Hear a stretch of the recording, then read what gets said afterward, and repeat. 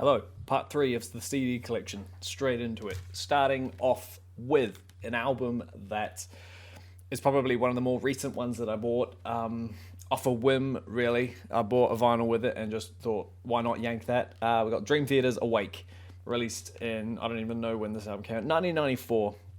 I bought this album purely, off a whim because you have to keep remembering that buying CDs is just as important as buying vinyl. What's on this album? 6 O'Clock, that's a cool song. Caught in a Web, that's really cool.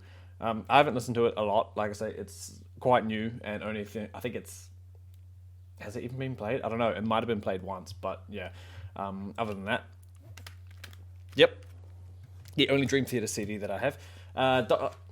Straying away from heavy metal on the next one, we've got Eminem's Greatest Hits. Well, the Curtain Call album. This is 2005, so this goes up to the whole When I'm Gone phase. This is just the greatest hits of the first chunk, ranging from The Way I Am, Stan, Lose Yourself, The Slim Shady, Just Lose It, all those classic ones that we all secretly know the words to, but we don't tell anybody until somebody asks us. So yeah, again, that hasn't been played in God knows how long, but that's still cool.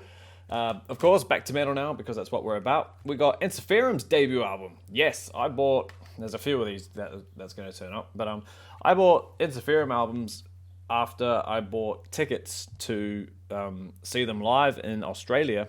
I didn't buy them because I was going to see them. I bought them because I paid for the VIP thing, and I wanted to meet and greet them and get something signed. So I was like, I knew what I was going to take, but I was like, well, maybe I'll just take a CD or two and they can sign them. But yeah, this one for a debut folk metal is very, very cool. Token of Time is awesome, and I love Little Dreamer as well. This album is really, really cool, and like I said, it's a debut, and I love owning debuts. Debuts are really important. I'm sure you've told me, you've heard me say that before. This one's my favorite Ensiferum album, and that is 2007's Victory Songs. I've got this one on vinyl as well, and I couldn't pack a vinyl to take it all the way to Australia, so I thought, well, if I get the CD too, maybe he can sign the booklet for that. But yeah, this album I love more than any other Ensiferum album. Blood is the Price to Glory. Deathbringer from the Sky. That's a great title. One more Magic Potion, Wanderer, Raised by the Sword. Oh, but the song itself, Victory Songs, absolutely fantastic folk metal right there. Very, very cool. I think the next album is the album that came after it, Unsung Heroes, again, from Ensiferum. Very, very cool. This album contains the first Ensiferum song that I ever heard, and that was In My Sword I Trust. So I bought that album, because it's got a bit of a sentimental value to it. Symbols, the acoustic, orchestral intro that these albums come with is very, very cool. The only Unsung Heroes, the song is okay. Burning Leaves is a bit, all right, hurry up. But then, the second half of this album is actually really cool. Celestial Bond, Star Queen, Paul Yola, Last Breath, and the 16-minute epic, Passion Proof Power. Very, very cool. I really, really like that album. I won't talk about this album very much because this goes back to one of the first albums that we ever owned. Pop Group 5, Greatest Hits. Yep, we keep on moving and everybody get up, all that fun stuff. Moving on. Back to punk. Green Day, International Super Hits. I bought this after hearing them. Well, I say I bought it. Obviously, I was young. It was probably a Christmas present or birthday present or something. But it's just got the greatest hits of everything that literally came before American Idiot. Was a cool album. I remember thrashing that quite a bit, actually. Played it in the car on road trips, and it was fine. My sister didn't like it, but she got over it.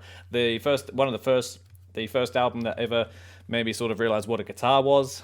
Green Day, American Idiot, obviously. Very, very cool. Very, very beaten up. Very old. It's probably scratched to the max.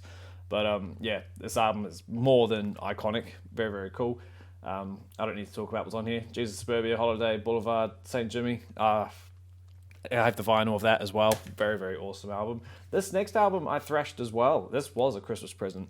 And that's the live Green Day. Bullet in a Bible. Yeah, I used to play this quite a lot. The CD itself is very, very cool, but then the live performance is really awesome too. And this was the first time seeing Green Day outside of hearing them talk, basically, giving interviews of whatnot. And so yeah, that lived in my CD player for quite some time. And then the last one, again, one of the first iconic albums to branch out into, oh, you just saw it, yeah, one of the first albums to branch out. Appetite for Destruction. This album again is old and beaten up and probably broken. Oh, it's still together. That's good. Yeah, Appetite for Destruction. We all know what's on this one. Welcome to the Jungle, Sweet Child, My Michelle. What else is on there without looking? Paradise City. Is that on here?